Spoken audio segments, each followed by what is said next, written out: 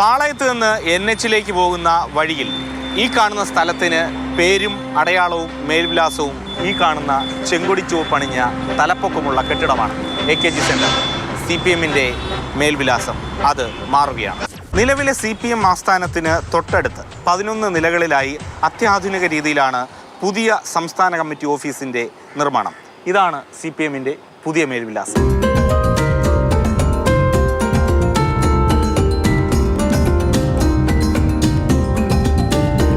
സംസ്ഥാന കമ്മിറ്റിയുടെ ആസ്ഥാന മന്ദിരം ഏപ്രിൽ 23-ന്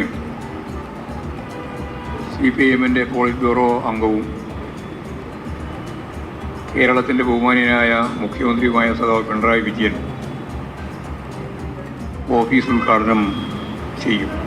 11 നിലകളുണ്ട് കെട്ടിടത്തിന്. 9 നിലകളിൽ ഓഫീസും മറ്റനുബന്ധ മുറികളും മറ്റ് മീറ്റിംഗ് കൂടാനുള്ള സ്ഥലങ്ങളുമെല്ലാം ഉണ്ട്. 2 നിലകളിൽ പാർക്കിംഗ്.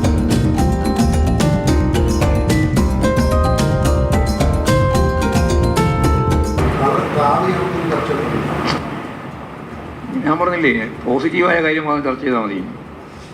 അതൊക്കെ ആധുനിക കളറാണ്.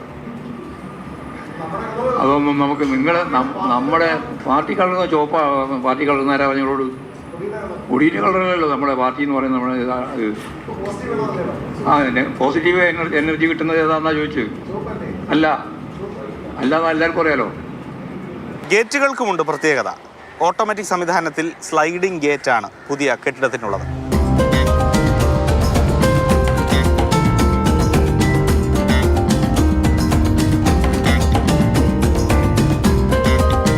ഏറ്റവും മുകളിലാണ് അടുക്കള.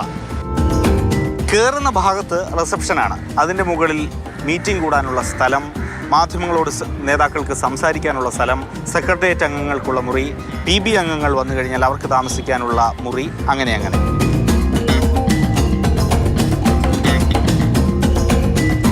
ഏപ്രിൽ 23-ന് മുഖ്യമന്ത്രി പിണറായി വിജയനാണ് പുതിയ ഓഫീസിൻ്റെ ഉദ്ഘാടനം നിർവഹിക്കുന്നത്. അതിനുവേണ്ടിയുള്ള അവസാനഘട്ട മിനുക്കുപണികളാണ് നടക്കുന്നത്. നിലവിലുള്ള ഓഫീസ് AKG പഠന ഗവേഷണ കേന്ദ്രമാണ്. ചരിത്ര സാമൂഹ്യശാസ്ത്ര വിദ്യാർത്ഥികൾക്ക് ഉപയോഗിക്കാൻ കഴിയുന്ന ലൈബ്രറി ഇവിടെയുണ്ട്. കുറച്ചുകൂടി വിപുലമായി അത് കൊണ്ടുപോകും.